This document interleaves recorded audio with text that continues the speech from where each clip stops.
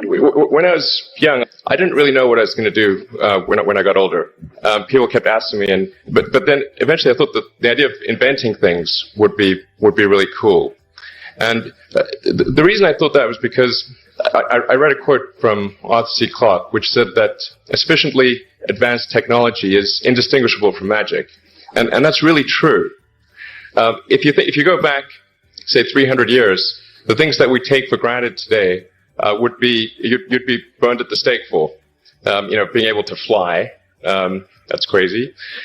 Being able to see over long distances, being able to communicate, having effectively with the internet a group mind of sorts, and having access to all the world's information instantly from almost anywhere on the earth. This is stuff that really would be magic, or would be considered magic in times past. In fact, I think it actually goes beyond that, because there are many things that we take for granted today that weren't even imagined in times past. They weren't even in the realm of magic. So it actually goes beyond that. So I thought, well, if I can do some of those things, basically if I can advance technology, then that's like magic, and that would be really cool. And I also had sort of a slight existential crisis, because I was trying to figure out what does it all mean? Like, what's the purpose of things? And I came to the conclusion that if we can advance the knowledge of the world, if we can do things that expand the scope and scale of consciousness, then we're better able to ask the right questions and become more enlightened. And that's really the only way forward. If somebody is doing something that is useful to the rest of society, I think that's a good thing. Like, it doesn't have to change the world. Like, if you're doing something that has high value to people, and frankly, even if it's like just a little game, or some improvement in photo sharing or something, if it has a small amount of good for a large number of people, I mean, I think that's fine. Like, stuff doesn't need to be changed the world just to be good. Generally, starting a business, I'd say number one is have a high pain threshold. There's a friend of mine who's got a good saying, which is that starting a company is like eating glass and staring into the abyss. That's generally what happens, because when you first start a company, there's lots of optimism and things are great. And then, so happiness at first is high. Then you encounter all sorts of issues, and happiness will steadily decline. And then you'll go through a whole world of hurt. And then eventually, if you succeed, and in most cases you will not succeed, and Tesla almost didn't succeed, came very close to failure. Then if you succeed, then after a long time, you will finally get back to happiness. If you're creating a company, or if you're joining a company, the most important thing is to attract great people. So either join a group that's amazing, that you really respect, or if you're building a company, you've got to gather great people. I mean, all a company is a group of people that have gathered together to create a product or service. And so depending upon how talented and hardworking that group is, and the degree to which they are focused cohesively in a good direction, that will determine the success of the company. So do everything you can to gather great people if you're creating a company. Then I'd say focus on signal over noise. A lot of companies get confused. They spend money on things that don't actually make the product better. For example, at Tesla, we've never spent any money on advertising. We put all of the money into R&D and manufacturing and design to try to make the car as good as possible.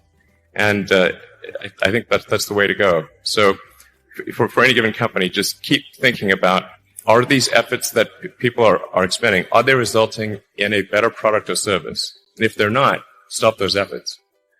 Where does that come from, or how do you think about making a decision when everyone tells you this is a crazy idea? Or where do you get the internal strength to do that? Well, first of all, I'd say I actually think I feel fear quite strongly. So it's not as though I just have the absence of fear. I feel it quite strongly. But there are just times when something is important enough, you believe in it enough, that you do it in spite of fear.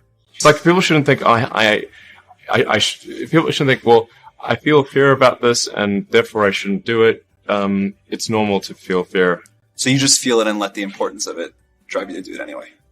Yeah. Actually, something that can be helpful is fatalism, to some degree. If you just accept the probabilities, then that diminishes fear. So when starting SpaceX, I thought the odds of success were less than 10%.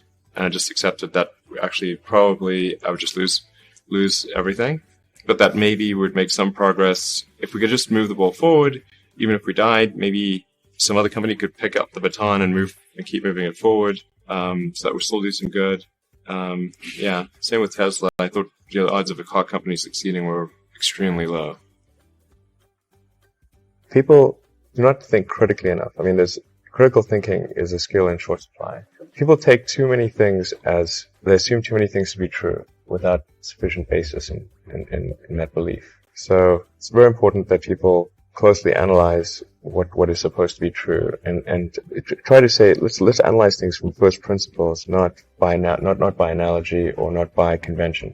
If you assume things are true by convention, which is actually what most people do, then it's difficult to gain insight into how things can be bettered. So, in any argument or any sort of train of thinking, you want to make sure that the underlying premises are valid and applicable, and then in reaching a conclusion, that the conclusion you're reaching is necessarily driven by the underlying premises and the interconnection between those premises. That may seem like a really simple thing to say, but most people don't do that. So it's really the foundation of rational thought. I think also people tend to overweight risk on a personal level. It's one thing if you've got, a mortgage to pay and kids to support, and that if you were to deviate from your job, how are you going to feed your family and pay the rent? And okay, that's understandable. But let's say you're young and you're just coming out of college or coming out of high school or whatever. What do you risk? You're not going to starve. It's really certainly not in any kind of modern economy. It's so easy to earn enough money just to live somewhere and eat food. You could, that's very easy to do. So I don't know what are they afraid of? They're mostly afraid of failure, I think, but people should be less risk averse when there's not much at risk. What is the one thing that has surprised you about your life? Oh, one thing. Wow. Well, I'm surprised by the whole thing, honestly. I certainly didn't expect for any of these things to happen, honestly. Yeah. I just knew I wanted to be involved in technology, and in fact, the only reason I started a company back in '95, an internet company, was because I couldn't get it. There were only a few internet companies, and I couldn't get a job at any of them. So I tried to get a job at Netscape, and sent my resume in and tried hanging out in the lobby, but I was too shy to talk to anyone. And then I was like, okay, well, I guess I'll have to start a company because I can't get a job anywhere. Thank you. Yes. There are a lot of negative things in the world. There's a lot of terrible things that are happening all over the world, all the time. There are lots of problems that need to get solved. There's lots of things that are miserable and kind of get you down. But life cannot just be about solving one miserable problem after another. That can't be the only thing. There need to be things that inspire you, that make you glad to wake up in the morning and be part of humanity. That's why we did this.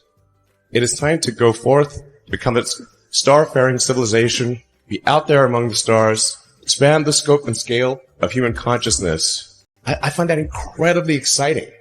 That makes me glad to be alive. I hope you feel the same way.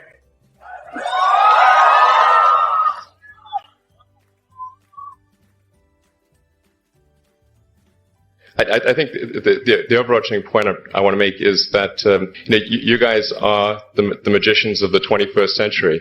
Don't let anything hold you back. Imagination is the limit, and go out there and create some magic. Thank you.